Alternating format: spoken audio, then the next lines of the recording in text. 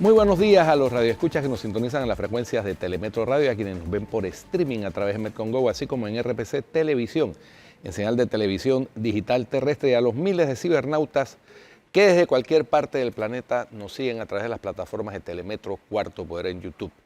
Bienvenidos a la emisión de hoy, martes 22 de abril del año 2025.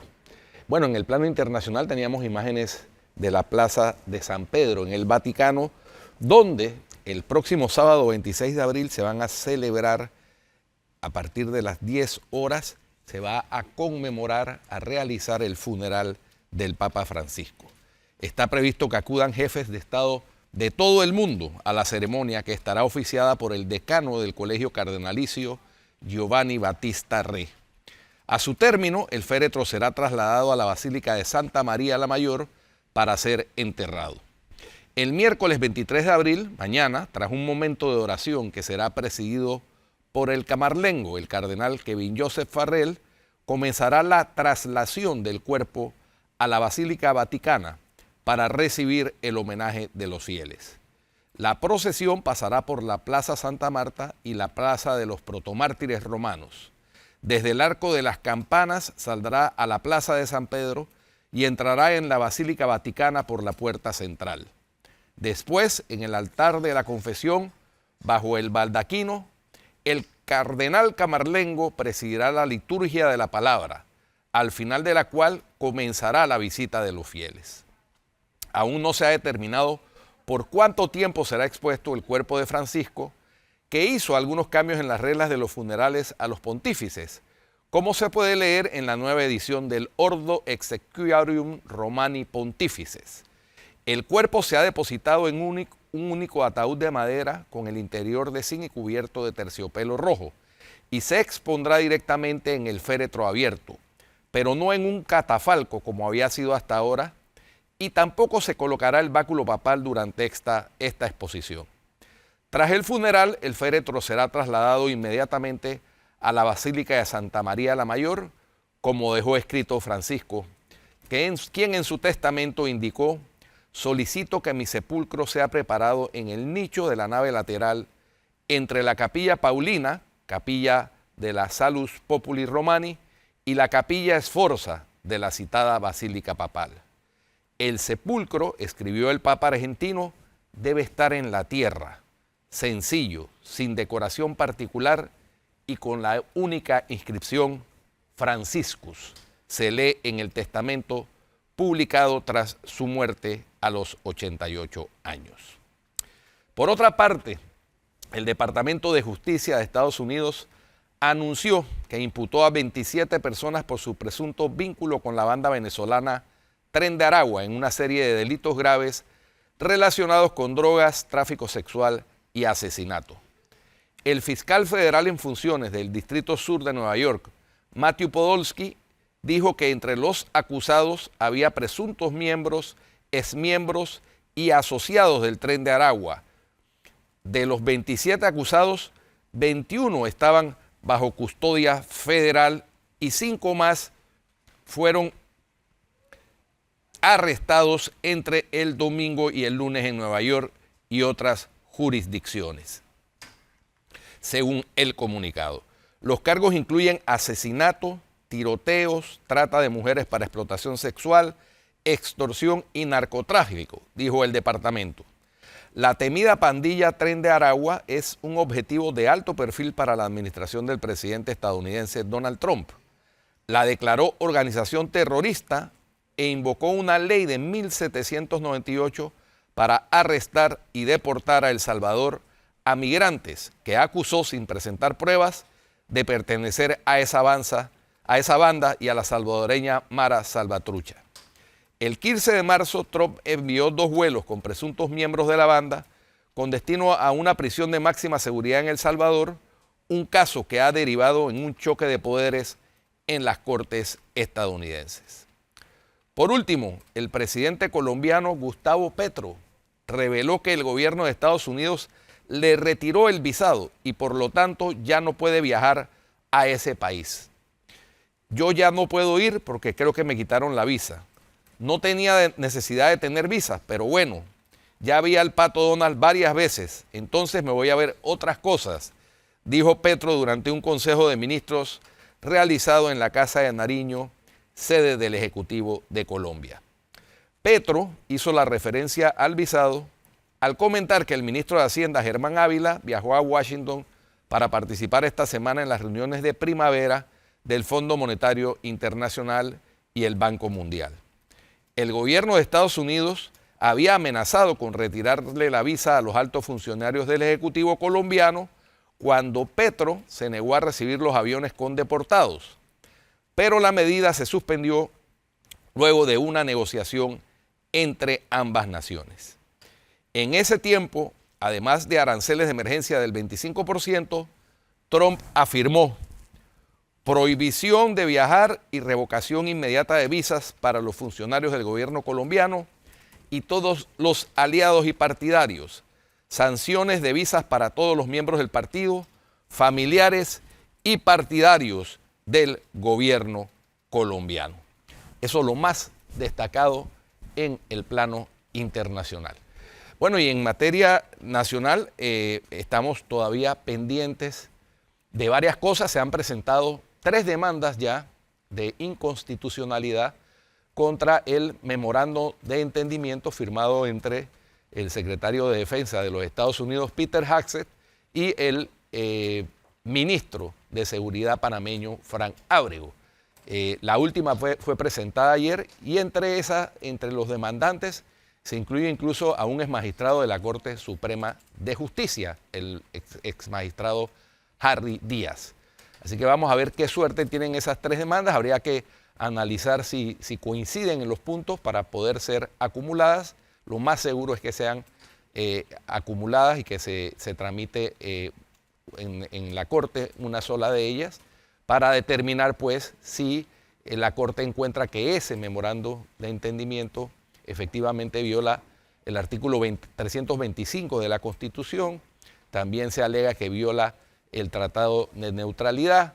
Entonces hay que estar muy pendientes y darle seguimiento a ese tema tan importante que ha causado tantas reacciones en el país desde la visita del secretario de Defensa, Peter Hegseth, a nuestro país hace un par de semanas. Por otra parte, ayer sin éxito, el diputado Luis Eduardo Camacho trató de introducir en el tema del día del Pleno de la Asamblea el conocido tema de la amnistía, ley de amnistía que algunos han equiparado con ley de inmunidad y de impunidad, porque resulta ser que la Constitución Política de la República establece que efectivamente la Asamblea puede conceder amnistía, pero por delitos políticos. Los delitos políticos, como ya hemos dicho aquí, tradicionalmente son, o había un catálogo de 3, la rebelión, la sedición, la asonada, y con el tiempo y el desarrollo doctrinal y jurisprudencial se han extendido a otras conductas, pero nunca hasta el extremo de llegar a cubrir y a considerar como delitos políticos delitos comunes, como es el blanqueo de capitales, que es el delito por el que está condenado el expresidente Ricardo Martinelli, asilado y prófugo en la Embajada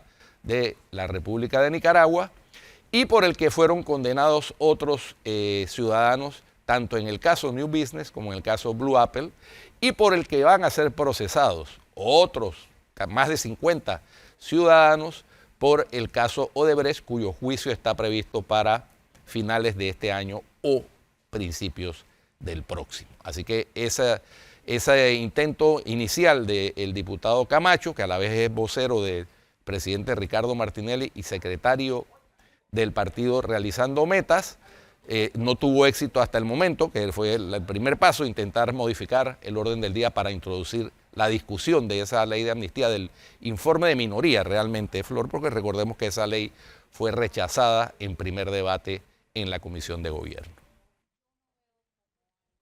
Que eso no se vaya a discutir. Yo sí siento que hay un peligro todavía, que Martinelli lo confirmó con su tuit el sábado, domingo fue.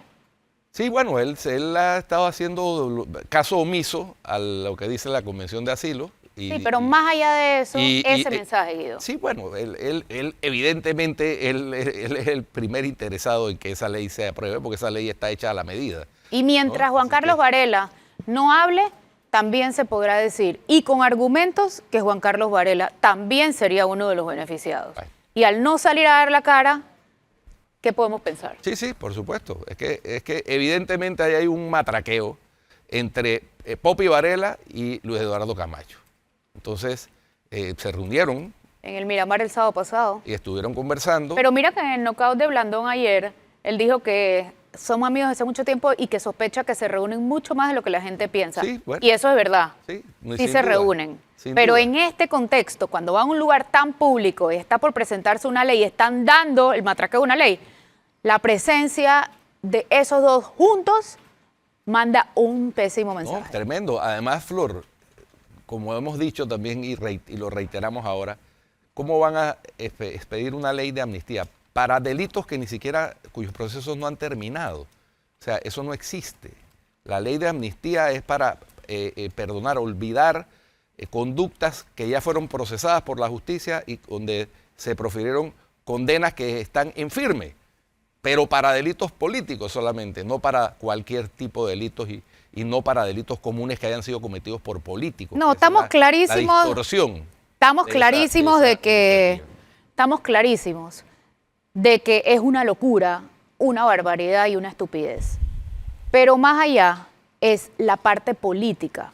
El punto no necesariamente es si la ley es buena o no. Sabemos que la ley es mala. O sea, la parte técnica de que hablas, por supuesto que el proyecto es una barbaridad, pero la parte política sigue trabajando porque la parte política necesita esa ley. Por eso Martinelli está insistiendo, Camacho se reúne con Poppy y Varela guarda silencio. Esos 4 factores más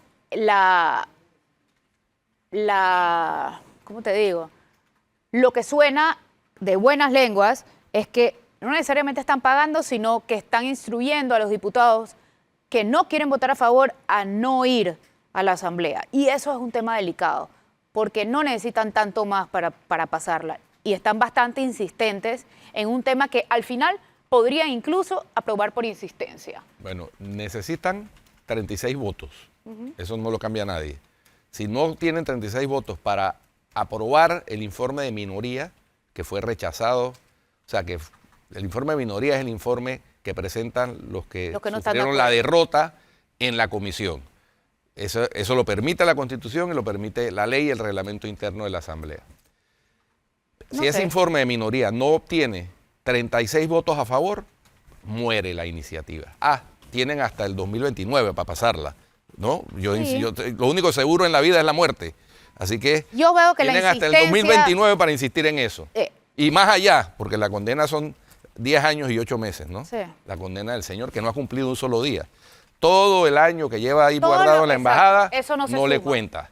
Así que, mira, y ayer conversando con otro grupo de amigos y abogados, surgió el tema de que cómo es posible que una persona cuya condena está en firme, debidamente ejecutoriada, con una multa, pero además con la inhabilitación de derechos políticos como pena accesoria a la condena, sigue fungiendo como presidente de un partido político. Y eso sería un tema que tendría el Tribunal Electoral y la Fiscalía General Electoral que tomar cartas en el asunto. Coincido. Porque ¿cómo puede ser posible? Pues, él está refugiado en la embajada, pero eso solamente es para evadir la pena de prisión que tiene que cumplir en una cárcel del sistema penitenciario.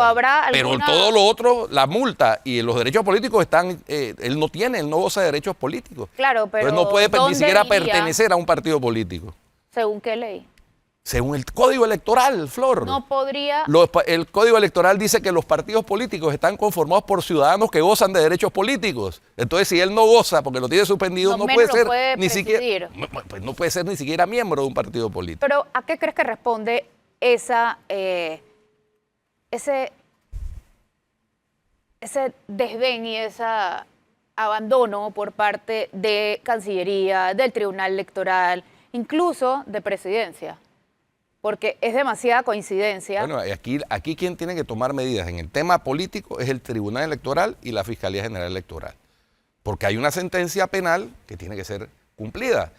Pero ahí está Cancillería también, que debería... Sí, en el tema del asilo. Es que son temas alrededor de esta persona, pero ese es el tema del asilo y del cumplimiento de la Convención de Asilo. Él tiene tres cosas andando en este momento. Lo de la amnistía, lo de la embajada y lo del RM, la presidencia. Esas son tres de las más visibles, porque también hay otras.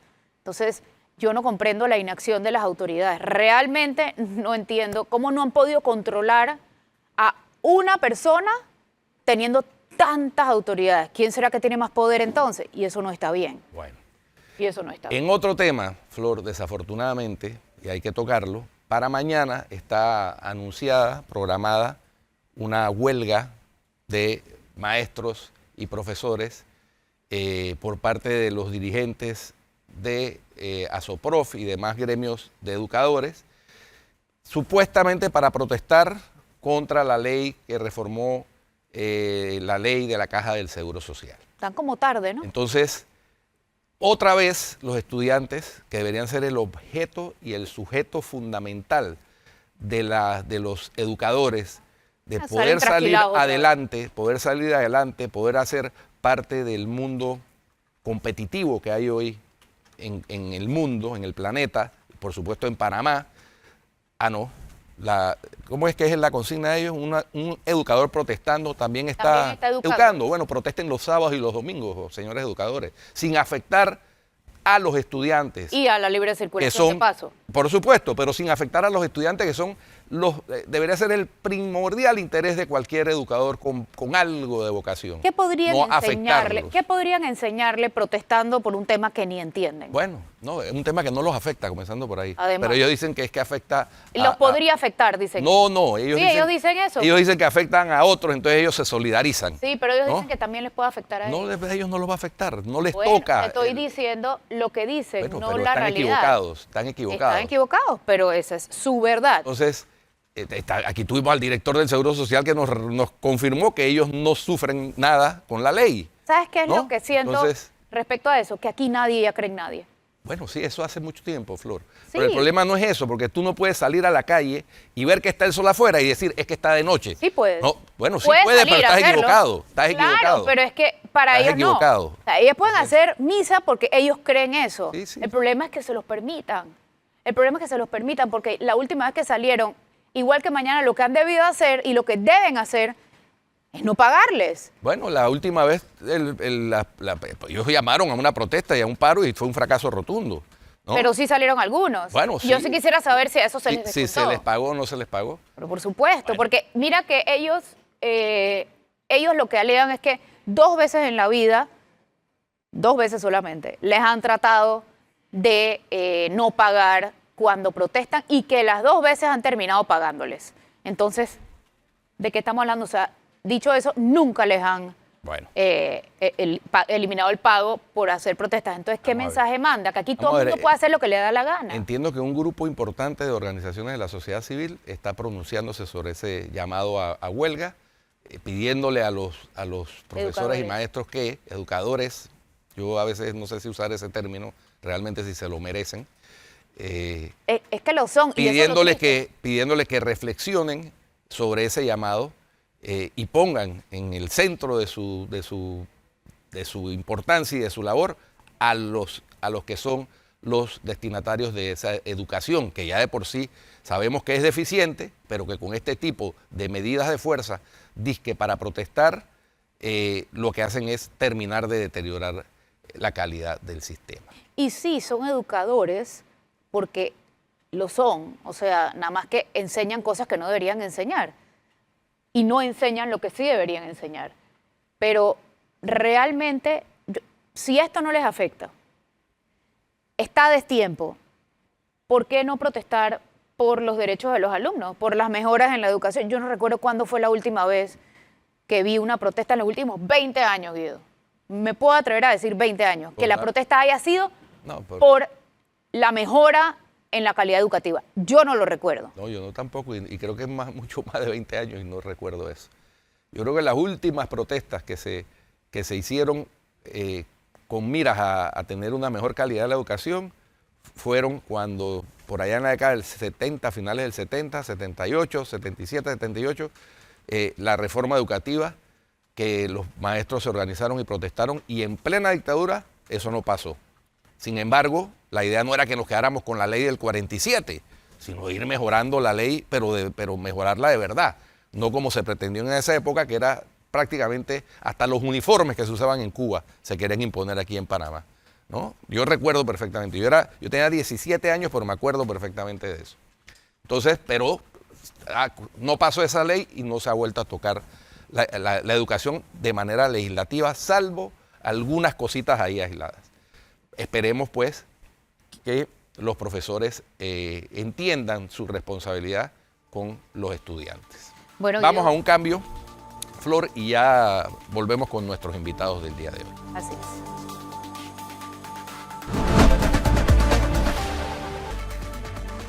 Bien, ahí seguíamos viendo las imágenes de la Plaza de San Pedro, en donde el próximo sábado se van a realizar las exequias, los funerales del Papa Francisco, fallecido ayer lunes 21 de abril a los 88 años de edad. Pero ya estamos aquí con Olga de Ovaldía, directora ejecutiva de la Fundación para el Desarrollo de la Libertad Ciudadana, capítulo panameño de Transparencia Internacional, y no sigo porque entonces se nos acaba el programa.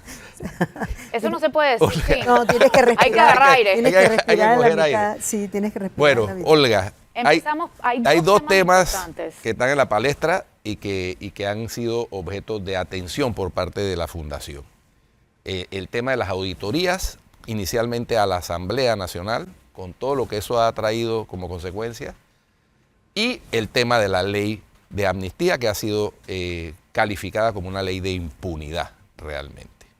Podemos empezar por el segundo tema, de amnistía. Bueno, mira, desde la Fundación nosotros, de hecho, escribimos, no sé cuántas organizaciones lo hicieron, pero nosotros lo hicimos una opinión formal y la mandamos por escrito a la Comisión de Gobierno con respecto, no solamente, porque tú lo decías en el segmento anterior, hay un análisis político con esta ley, pero creo que no se puede descuidar, siempre que estamos hablando de la justicia y del Estado de Derecho, no se puede descuidar también el análisis jurídico de este engendro de ley, que es un golpe a la justicia, a la democracia, al Estado de Derecho, a la Constitución, a la institucionalidad, a la igualdad, al principio de igualdad, legal, en fin, mandando el análisis legal, porque para nosotros definitivamente esta ley no tiene agarre por ninguna parte, la rechazamos de plano, pero la rechazamos con razones, no es nada más un rechazo político, por así decirlo. Son 3 casos de gran corrupción emblemáticos en la historia del país. No sé cuántas personas en total estamos hablando, pero cuando se habla de todos los procesados y todos los relacionados y todos los condenados dentro de Blue Apple, New Business y Odebrecht, estaríamos hablando de más de 100 personas, creo yo. Fácilmente. Sí, fácilmente. Sí. 2 expresidentes y el daño que la impunidad le ha hecho a la conciencia, al imaginario colectivo del país, yo creo que no se puede medir. Cuando cada vez que uno escucha que la excusa de que no haya castigo es la razón por la cual tampoco debemos castigar otros delitos, es realmente terrible, por un lado, y obviamente pues el análisis político, que creo que ya ustedes lo hicieron. Y hay un tercer análisis que hacer adicionalmente, que es el oportunismo politiquero del momento de la presentación de la ley. Hay una situación grande en el país de inconformidad social, de resquebrajamiento del tejido social. El precio que se ha pagado por la ley del Seguro Social no es poca cosa, que creo que además no hay nadie realmente contento con la ley del Seguro Social. Y creo que tenemos que sumarle el momento terrible que tenemos bajo las distintas modalidades que han terminado en esos 2 memorándums firmados con los Estados Unidos. Entonces es un momento tan fuerte en el país que el oportunismo politiquero además es terrible. Es deplorable, pero deplorable. Tomando en cuenta la parte jurídica, que sabemos que, como bien dices, es un engendro, ¿cómo ves la parte política? ¿Ves posible que vuelvan a presentarla o eso, como piensa Guido, muere en la cuna? Bueno, creo que que en este país no se pueden hacer muchas predicciones y bola de cristal porque todo el que predice mucho no queda bien. Creo que lo vamos a saber en la semana. Yo no te puedo decir, yo no tengo suficiente información y por supuesto yo no estoy relacionada a los partidos políticos de ninguna forma. Entonces no tengo esa información de adentro, pero sí es tan obvio ver desde afuera esas 41 firmas que se sumaron a la propuesta de ley, que además, nuevamente, regresando de la parte política a la parte judicial, ¿cómo es posible que personas que recibieron voto ciudadano firmen un proyecto de ley que contiene tantas ilegalidades? Es una cosa, tú sabes, que me da un eco como cuando vimos ese lamentable espectáculo de diputado tras diputado pidiéndole perdón a la ciudadanía por haber firmado el contrato minero, diciendo en voz alta: es que yo no lo leí, a mí me pidieron que lo firmara. ¿Qué es eso? ¿Dónde está el criterio de los padres de la patria? Sí. Bueno, yo lo que he dicho no es que va a morir en su cuna. Yo lo que he dicho es que no va a ser aprobada y que en caso de que sea aprobada va a ser objetada a los 10 minutos por el presidente de la República. Eso sí, 100%. Eso es lo que yo he dicho. Yo no he dicho que va a morir en su cuna. Murió en la comisión de gobierno, no pasó. Así es. Ahora van a insistir con el tema del informe de minoría. Claro. Necesitan 36 votos para aprobar el informe de minoría. Vamos a ver si los obtienen. Si no los obtienen, igual yo creo que eso van a seguir insistiendo hasta el año, hasta que termine los 10 años y 8 meses de condena, que no ha cumplido un solo día. Así Pero que eso si puede eso, extenderse. Si eso llega a la Corte, Olga. Bueno, es que yo creo que va a llegar a la Corte rápidamente porque esa ley no va a haber terminado. Bueno, primero va a ser objetada seguramente va a ser objetada por el Ejecutivo. Ellos añadieron unas válvulas al final de la ley que no tienen ningún sentido. Que le permiten a la Asamblea tomar... No. Ahí es el acabose, Guido, que fue fiscal. Tú imagínate que las leyes de la República ahora tengan un plan C, que es ser publicadas en el website de la Asamblea. Sí, no. Y saltarse las 3 leyes que gobiernan, que la Gaceta Oficial es la forma en que los ciudadanos quedan obligados por las leyes. Se saltan el proceso de formación de leyes que está establecido en la Constitución, ¿no? Lo tiran por un tubo. Por eso es que es un engendro, desde todo punto de vista. O sea, eso tiene un montón de inconstitucionalidades. Por supuesto. Por favor. De hecho, es una inconstitucionalidad per se, con muchas pequeñas inconstitucionalidades. No, por ejemplo, una de las cosas que tiene la ley, que es una de las más atrevidas, creo que la más atrevida es el tema de la Gaceta Oficial, brincarse la Gaceta Oficial, pero legalmente hablando, pero redefinen en este proyecto de ley la definición de amnistía y la definición de delito político. Y esas redefiniciones que hacen van en contra de toda la jurisprudencia que el país tiene, de convenios internacionales, del contenido del Código Penal. Es realmente lamentable, muy lamentable. Bueno. Pasemos al tema de las auditorías, Olga. Guido.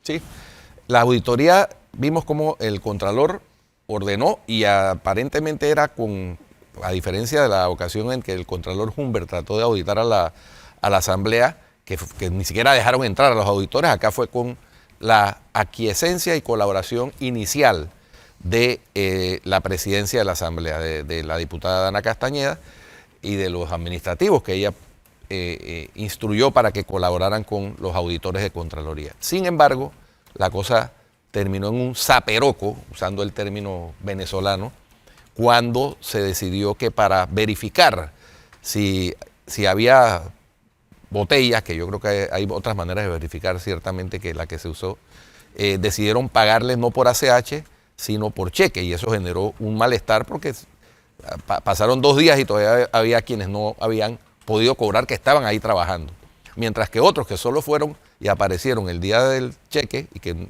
mucha gente decía, incluso diputados que no lo conocían, sí se fueron con su cheque en el bolsillo. Mira, desde la Fundación para el Desarrollo de Libertad Ciudadana, capítulo panameño de Transparencia Internacional, respiré. Nosotros en coordinación con otras organizaciones, 25 organizaciones de sociedad civil y 6 más que se han sumado después, nosotros emitimos una opinión ciudadana frente a este espectáculo que estábamos viendo. Porque tenemos 2 instituciones que durante 15 años han tenido una relación que no se puede calificar de otra forma que no sea complicidad para seguir manejando dineros discrecionales que al final redundan en la gobernabilidad del país. Entonces, si nosotros hacemos la historia, y no te digo que antes no sucedió, pero la más reciente, en las últimas 3 administraciones, tenemos una asamblea que se ha negado a publicar lo que tiene que publicar de forma completa y robusta de acuerdo a la Ley 6 de transparencia. Tenemos una Contraloría que también o se ha hecho de la vista gorda o ha hecho esfuerzos tardíos y muy débiles para tratar de entender qué pasa en la Asamblea Nacional con el presupuesto que se le adjudica oficialmente y el presupuesto que se le pasa debajo de la mesa con los traslados de partidas. Hay un elemento del cual poco se habla y es el efecto, la asimetría electoral que genera que un diputado con dinero del Estado tenga 15, 20, 30 gestores culturales y deportivos en una comunidad, Guido. O como le llaman ahora, asistentes parlamentarios.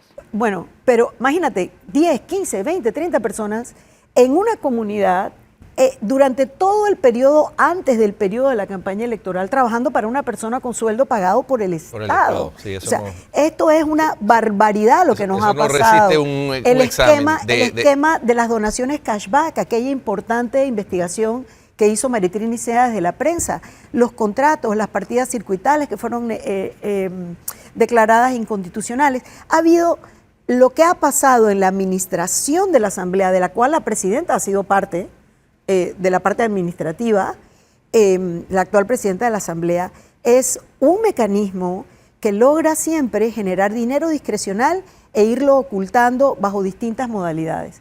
¿Qué vemos nosotros como ciudadanía? Que la Asamblea tiene que transparentar y tiene que limpiar la casa y al fin haya una autoridad que decida que ha dicho que va a hacerlo, pero que esa autoridad de verdad lo haga. O sea, lo que tratamos de comunicar, y espero que haya quedado claro, si no lo repito acá, es que tanto la Contraloría tiene que hacer su trabajo completa, robusta, detalladamente y con transparencia, es decir, publicar todos los resultados a la ciudadanía, y por el otro lado, y hacer las denuncias penales que haya que hacer, y por el otro lado, la Asamblea al fin transparentar. Como ustedes saben, porque siempre me han dado espacio para hablar de esto, no solamente desde la Fundación, con nuestros índices de transparencia legislativa, que llevamos 3 investigaciones, nosotros hemos podido encontrar y detallar las ausencias de transparencia y de publicación que tiene la Asamblea Nacional, que ha dado como resultado que en el último índice de transparencia legislativa latinoamericano, que nosotros investigamos para Panamá y publicamos en abril del 24, el año pasado, la Asamblea Panameña, nuestra Asamblea Nacional, tuvo el peor puntaje de las Américas, de 15 asambleas y parlamentos de las Américas, en la dimensión de transparencia administrativa y presupuestaria. Tuvimos buen puntaje en, por ejemplo, participación ciudadana. Ahí quedamos entre un puntaje medio, pero en lo que es esa parte, quedamos en el puntaje más abajo de las Américas, porque nuestra asamblea es extremadamente opaca, se ha declarado en rebeldía de la ley de transparencia. ¿Es solamente de la Asamblea o del país en general? No, la Asamblea Nacional. Nuestro índice latinoamericano de transparencia legislativa, que nosotros llevamos 3 ediciones. Correcto. La del 2016, la de 2020 y la de 2024. La de 2023, perdón. Y ahora viene una edición nueva al final de este año. Vamos a hacer nuevamente la investigación para comparar una edición con otra. Está en nuestro sitio web. Pero también desde Espacio Cívico, donde yo soy miembro fundador de Espacio Cívico y estoy como en su consejo consultivo, también nosotros hemos podido allá, creo que Lea ha estado aquí, Lea de Bosner, la directora de Espacio Cívico, ha estado aquí múltiples veces comentando cómo para poder hacer la investigación de las planillas ha sido extremadamente difícil y pudimos detectar cómo había diputados que dejan de reportar planilla de despacho, aparece como si no tuvieran un solo personal, y era que ya la habían pasado a la planilla permanente. Entonces, la fórmula que nosotros usábamos para poder determinar esa parte de la transparencia de los diputados con sus despachos quedó totalmente trastocada, al punto que dejamos de calificarla dentro de las calificaciones que hacíamos para el boletín de diputados y le hemos puesto como información nada más. Es un deber que tienen ambas instituciones. Ambas instituciones están históricamente en deuda con el país. Tienen 2 cabezas nuevas, tienen 2 estilos nuevos, Lo que no cambia es lo que institucionalmente ellos deben hacer y tampoco cambia nuestro reclamo. Nosotros venimos reclamando esto tanto a la Asamblea como a la Contraloría hace 3 administraciones. Y la forma.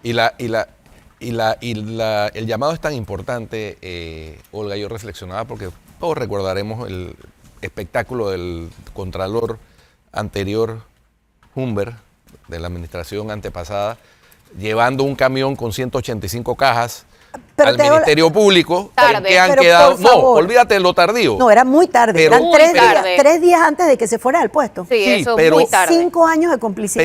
Pero de Olga, posible complicidad. pero Olga, ¿en qué han quedado esas ¿En qué han investigaciones? quedado? Es que eso es a lo que voy, por eso es que es Claro, el llamado. ¿no? Claro. Mira, en esas investigaciones, Más por la ejemplo, complicidad de Solís después. no, lo de Solís, No tiene nombre. tú sabes que desde la Fundación nosotros hicimos unos esfuerzos más allá de nuestra modesta capacidad y fue nuestra demanda de inconstitucionalidad, nuestro recurso de inconstitucionalidad contra ese también otra terrible ley inconstitucional que se pasa por razones políticas en la administración anterior y que el presidente Cortizo, entre las vergüenzas de su gestión, está haber sancionado esa ley. Esa ley, por supuesto. Que agradezco mucho a Guido, que fue de los abogados que hizo una mirada jurídica sobre la ley y también presentó alegatos en contra de la ley. Buena parte del desastre que nos dejó la administración Cortizo está relacionado directamente con haber aprobado y sancionado Por esa supuesto, ley de por supuesto. discrecionalidad absoluta del Contralor. Por supuesto, mira, eso para mí siempre ha sido la impunidad 2.0, porque no es la impunidad después que se comete el delito, sino una impunidad hecha a la medida pre. Aquí te doy la carta blanca para que vayas a hacer lo que Desde quieras. el cheque en blanco. Ahora, la pregunta de qué ha pasado es muy importante, porque yo recuerdo muy bien que cuando el Contralor Humber, como te digo, entrega muy tarde. Recordar que en esa administración, nuevamente, vuelvo a mencionar el escándalo de las donaciones, ahí se supo inmediatamente que 14 millones de dólares se habían distribuido con chequecitos de 3.000 y 5.000 dólares, y a eso nosotros le dimos seguimiento muy cercano porque fue desde la fundación que pusimos la denuncia penal ante el Ministerio Público. Y esa denuncia penal tuvo que ser archivada porque la Contraloría no entregó las auditorías que se requerían para que la investigación penal avanzara. Y recordar también que al fiscal anticorrupción que trató de hacer investigación sobre el caso en el 2015, cuando él llega a la Asamblea, la entonces presidenta Yanibel Ábrego lo encierra en un cuartito y le dice que él no puede hacer nada. Y como resultado, como coletazo a ese intento de que rindieran cuentas, la propia expresidenta de la Asamblea, Yanibel Ábrego, presenta un recurso de inconstitucionalidad contra la Ley 6 de transparencia. 18 años la ley en vigencia y ella decide que quiere tumbar la ley para que la Asamblea siga en opacidad. Esa ha sido la tónica de la Asamblea. Y realmente, desde Ciudadanía, nuestro discurso no ha cambiado. Tanto la Asamblea tiene que transparentar y rendir cuentas, como la Contraloría tiene que hacer su trabajo bien. Y tú preguntaste por la forma. Mira, yo creo que hay que darle la bienvenida a todo el que dice que va a hacer el trabajo, pero hay que darle el seguimiento de que de verdad lo haga. Y yo sí creo que hay maneras de hacer y decir las cosas que estarían dentro de un marco profesional y manera de decir y hacer las cosas que entran en el mundo de lo vernacular. Y mi estilo como persona es quedarme en lo profesional y las formas además suelen ser muy distractoras. Nosotros estamos en un sistema donde nos quedamos como en el escándalo que nunca baja, en lo superficial, porque tenemos una deficiencia en la administración de justicia. Bueno, muchísimas gracias, Olga, por A acompañarnos ustedes. hoy. Y vamos a un cambio y ya regresamos con nuestro siguiente invitado.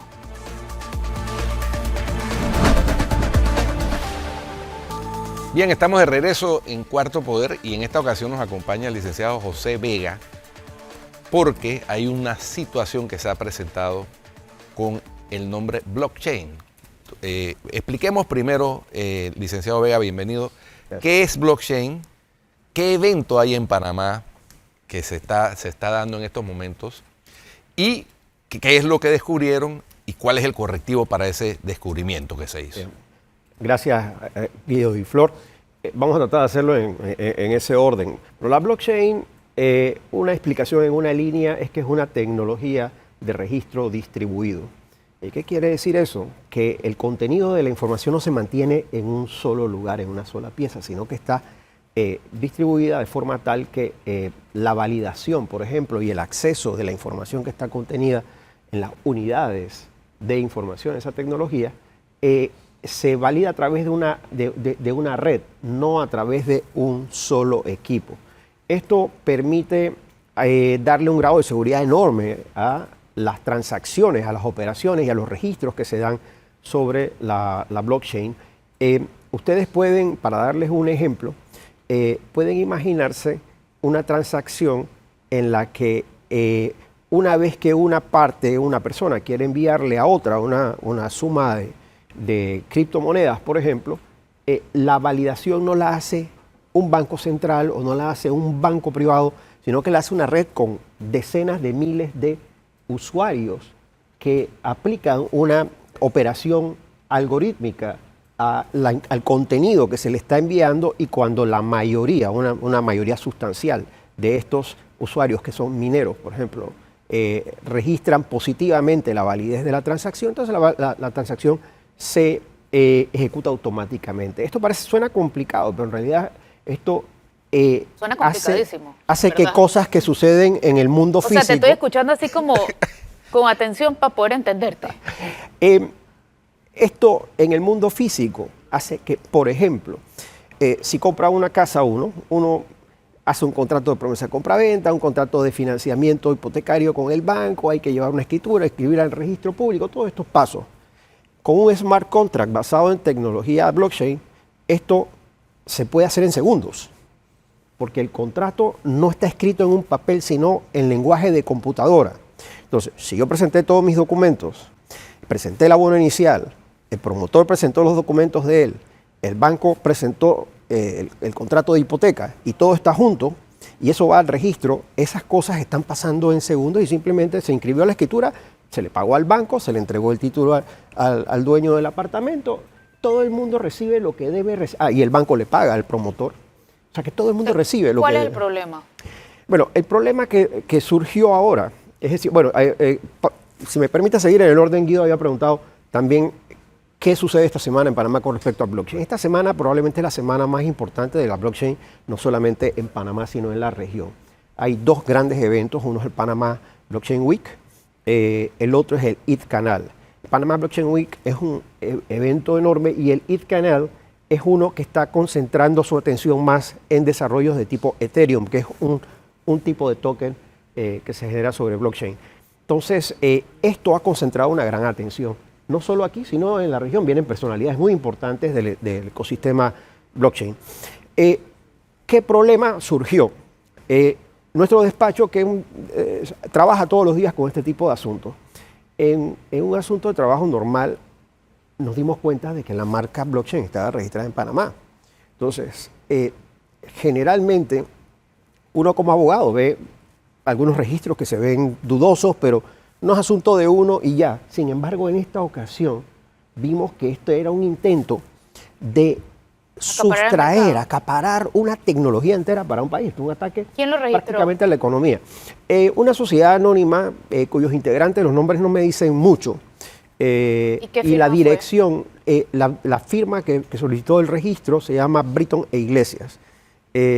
La dirección de la sociedad es la misma dirección de la firma de abogados. Yo no sé si algún miembro de la firma tenía interés en el asunto o no, y no podría firmarlo, ¿no? El hecho es que sea quien sea que haya registrado eso, obtuvo un reconocimiento del Estado en el 2018 para utilizar la palabra blockchain en forma exclusiva con relación a equipos de computación y de procesamiento de datos. Pero blockchain no es como un genérico, ¿no? Es un genérico. Un genérico. Pero si registra un genérico, acaparas el mercado. Y no solo eso. Pero es que yo creo que no es permitido registrar un genérico, porque es un genérico, es como si registraras la palabra TV. Ponte. Efectivamente. ¿No? O sea, en Panamá tiene una ley que recoge la mayor parte de las normas de marcas que rigen aquí. Y esa ley, que es la ley 35 de 1996, tiene un catálogo de prohibiciones para el registro de marcas en el artículo 91. Bueno, la segunda prohibición que hay en ese artículo es la de genéricos o descriptivos. Esta es una palabra que describe una tecnología. Las tecnologías no pertenecen a nadie. Yo no puedo agarrar y registrar computadoras, por ejemplo, e impedir que los demás usen. ¿Cuándo fue que registraron esto? 2018. 2018. La solicitud se presentó el 2 de enero de 2018 y fue concedida unos 7 meses después. ¿Quién era el director del registro público? Ese no es el registro público, Ese es eso DIGERPI, es la DIGERPI, el registro Dirección General de Propiedad Intelectual. Exactamente. Okay. ¿Qué está bajo qué? Es una dependencia del Ministerio de Comercio, Comercio. de 2018, o sea, hace ya 2 administraciones. Ahora, Ok. el remedio legal para esta situación, porque yo creo que existe una posibilidad de Sí, remedio legal. por supuesto. Que ya la presentaron, entiendo. Sí, hay un tipo de demanda prevista para invalidar un certificado, un registro que se haya emitido en violación a la ley. Es una demanda de nulidad y cancelación. Nosotros, cuando vimos esto, decidimos no ser un espectador silencioso, sino esta vez tomar acción en nuestro propio nombre y presentamos esta demanda. Presentamos esto y quién más. Nuestra firma de abogados, Encripta. Encripta presentó esta demanda para solicitarle al juez que revise esta situación, declare que ese registro, que son 3 registros en realidad, no es uno solo, fueron emitidos en violación de la ley y en violación del artículo 91 de la ley específicamente, y que por lo tanto son nulos, y le ordene a la Dirección General de Registro de la Propiedad Industrial que cancele ese registro. ¿Y eso se presentó electrónicamente? Eso se presentó electrónicamente, aunque el sistema automatizado de gestión judicial, el órgano judicial lo ha puesto ya a disposición de los usuarios en muchos de los procesos judiciales civiles. En el caso de los procesos de marca y de asuntos del consumidor, que se ve exclusivamente en 2 juzgados de circuito del circuito de Panamá, son el 8º y el 9º, nosotros tenemos quizás más de una década presentando nuestros casos electrónicamente. En la misma plataforma que se usa ahora para otros juicios civiles, nosotros estamos haciendo Una curiosidad que me surge. ¿Han tenido alguna dificultad, por ejemplo, porque si van a tener este evento esta semana en Panamá, que es un evento internacional, que es un evento grande, y el evento se llama Blockchain Week, ¿han tenido alguna dificultad, un reclamo con el titular, entre comillas, del derecho al nombre? Bien, esa también es una excelente pregunta, porque el sistema de registro de marcas divide todos los productos, todos los servicios y actividades que hay en el mundo en 45 clases. Entonces uno cuando va a solicitar un registro, lo solicita con respecto a las clases que le interesan a uno. Ellos registraron en 3 clases, la 9, la 36 y la 42. Ninguno de esos registros protege eventos como la Panama Blockchain, que son conferencias, congresos, este tipo de cosas. Exacto. Entonces, esa no sería un obstáculo. Dentro del evento todo tiene que ver con los registros de ellos. Así que es una pregunta que tiene 2 respuestas. Al evento, por el nombre propio, no pasa nada. Pero lo que hay dentro, todo lo que está adentro habría estado amenazado. Y no ha sido amenazado. No, y no creo. A veces estas cosas son movidas que son un poco irreflexivas, porque si uno se pusiera a pensar que va a tratar de acaparar una tecnología Entonces, para sí todo. mismo, la adopción de esa tecnología en forma mayoritaria hace que sea ilusorio, que nadie realmente se va a poder aparecer en medio del Panama Convention Center a tomar acción legal contra alguien. ¿Qué interés tendrías en registrar? Bueno, ellos registraron eso en 2018. La blockchain se emplea desde 2008. La primera aparición de eso fue en un white paper de Satoshi Nakamoto cuando se creó el Bitcoin. Así que cuando ellos registraron eso tenía 10 años, pero en Panamá era bastante poco conocido realmente. Y ellos habrían pensado, bueno, tal vez esto no va a crecer como la espuma, esto tendrá un crecimiento más moderado y uno tiene la oportunidad de tomar acción contra alguien y obtener una indemnización, una compensación en retorno, ¿no? Yo no puedo afirmar que es eso, pero es lo que parece, ¿no? Porque no hay ninguna buena razón para que alguien registre blockchain como marca, ni el nombre de ninguna tecnología tampoco, ni ninguna descripción. Ni tampoco para que haya sido inscrita, porque bueno, es en violación de las prohibiciones que establece la ley. Yo no sabría explicar por qué fue otorgado el registro. En realidad la ley tiene una prohibición muy clara al respecto. Bueno, ¿y no han hablado con esa firma de abogados?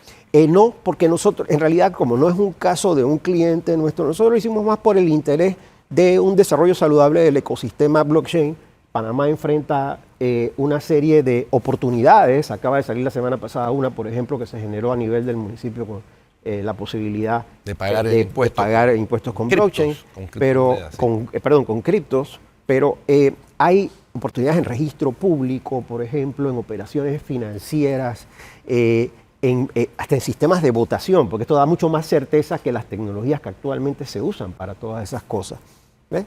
Así que hay que liberarla y hay que estar seguros de que uno está trabajando. Muchas gracias, Joy. Éxito con esa demanda. Gracias. Estaremos pendientes del resultado para que también cuando se logre la liberación del nombre de la marca blockchain, que es un genérico, como hemos dicho, también lo podamos informar aquí en Cuarto Poder. Con mucho gusto. Bueno, muchas gracias.